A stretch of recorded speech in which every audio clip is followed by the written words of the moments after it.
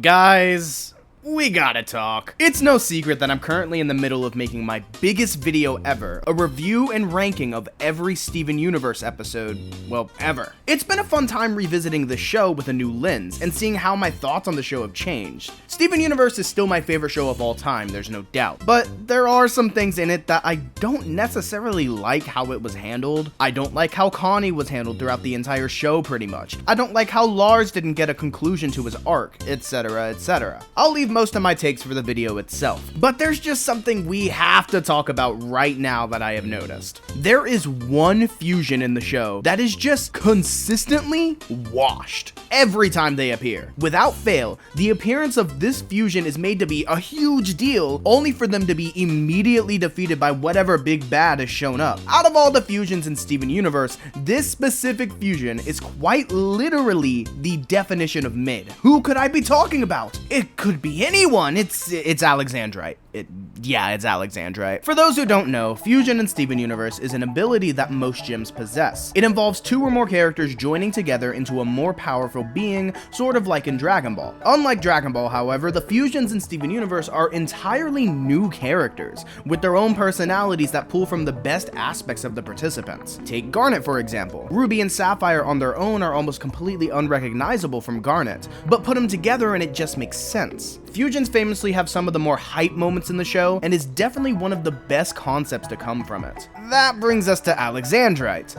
Compared to the other fusions in the show, this one falls a little flat. Alexandrite is the ultimate form of the Crystal Gems, a fusion between Garnet, Amethyst, and Pearl. Based on fusion introductions and the fights they get, you would think that Alexandrite is this huge deal, like holy shit, a technically four-way giant woman, incredible! And you'd be right, for like one episode. Alexandrite in Steven Universe literally just serves as a power scaling gatekeeper. Her only purpose in the show is to show just how powerful an enemy really is. Her second major appearance is her only major fight in the show, because every other time she appears, she's taken out in like 2 seconds. Oh no! Aquamarine and Topaz are taking the humans into space! Let's fuse and take them down! Aquamarine proceeds to neutralize Alexandrite with minimal effort. Blue Diamond is on Earth and wants to fight! Let's show her what we got! Blue Diamond proceeds to neutralize Alexandrite with minimal effort. Steven's turned into a monster and is about to destroy Beach City! We have to bring him down! Steven proceeds to neutralize Alexandrite with minimal effort. Even the big fight with Malachite that she's known for only serves to show just how much stronger Jasper and Lapis are together than Garnet, Amethyst, and Pearl. Yes, this fight is cool as hell, and this is one of the best episodes in the series, but come on, Malachite has the upper hand in most of the fight. Alexandrite literally almost comes undone during it because she's just too strong. The only reason Alexandrite takes the dub here is because the Watermelon Stevens interrupt and distract Malachite. She is quite literally just a tool for hype. I remember a big part of the trailers for the movie was, holy shit, Alexandrite is here! The new villain must be pushing them to the limit if they have to get this fusion out! And then you watch the movie and they get this really pretty fusion scene with this incredible roar, and then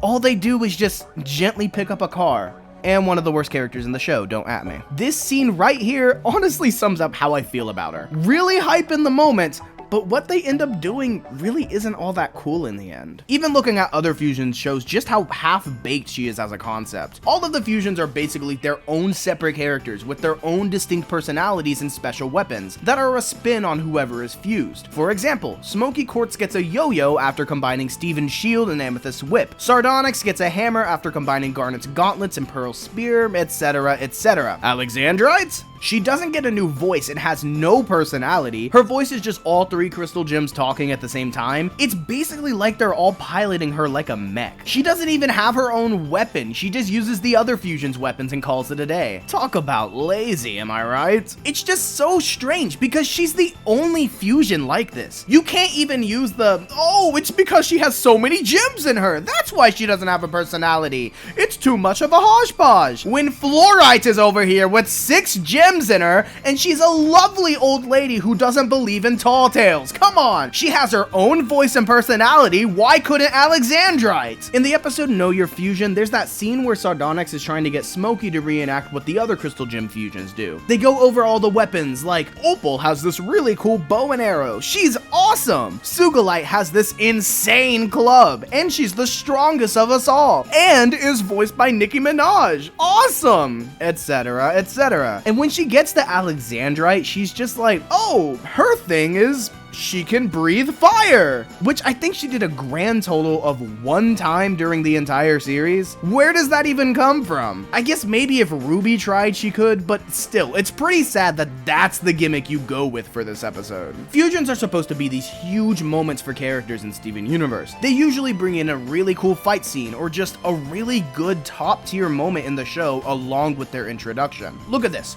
Opal, our first fusion, comes with one of the best action scenes in the show hands down, along with this high energy OST. Smoky Quartz is this huge surprise reveal that brings the culmination of the Jasper arc. Stevani's introduction is a really great episode about maturity and romantic exploration. Even a one-off like Steg brings in one of the best songs from the movie with a really creative flying sequence. I want you to guess what Alexandrite's introduction was. Oh, Connie's parents want to meet Steven's parents, but he can't just choose one of the gems to bring with him to dinner. He has the brilliant idea of getting them to fuse into one being. Surely it won't lead to some wacky dinner shenanigans. Like, come on, it's not even close. From the beginning, she was washed. I guess it makes sense from a writing and a budget standpoint that Alexandrite would appear so frequently. She appears more than any other fusion in the series, probably so they don't have to get a new voice actor to come in for a couple lines and grunts. And from a writing standpoint, she's in a class of her own. She's not supposed to be a new character or anything. She's just supposed to represent the Crystal Gems as a unit. This is the monster that's unleashed once everyone's in unison. And that's what Alexandrite is supposed to be at the end of the day. And that's okay, I guess. Surely there's not another fusion that fits that bill better. I mean, surely. To make Obsidian Portal with only 10 obsidian, just make sure you do not put obsidian in the corners.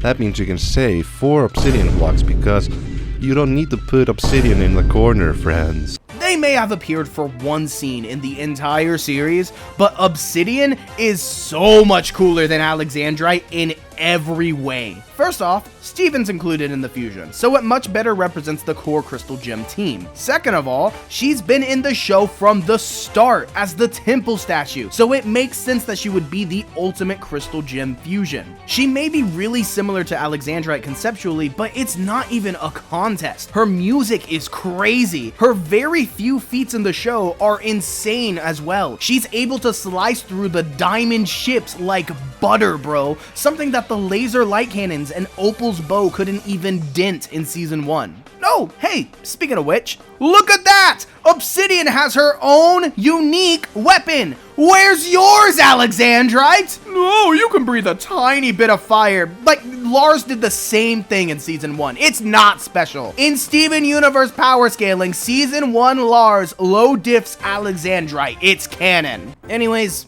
enough rambling. I've had this on my mind for a while, honestly. Probably since the Steven Universe movie first came out. I felt so cheated by the trailers, thinking that Alexandrite was gonna get another cool fight scene, but in the end, the only one in the show she got was with Malachite, which, let's be real, is still one of the best parts of the show. I'm shitting on it a lot here, but it's so badass that she's able to use all the fusion weapons. It's so cool. Anyways, I guess with everything wrapped up, we now know that the only fight Alexandrite was able to win without help was this one.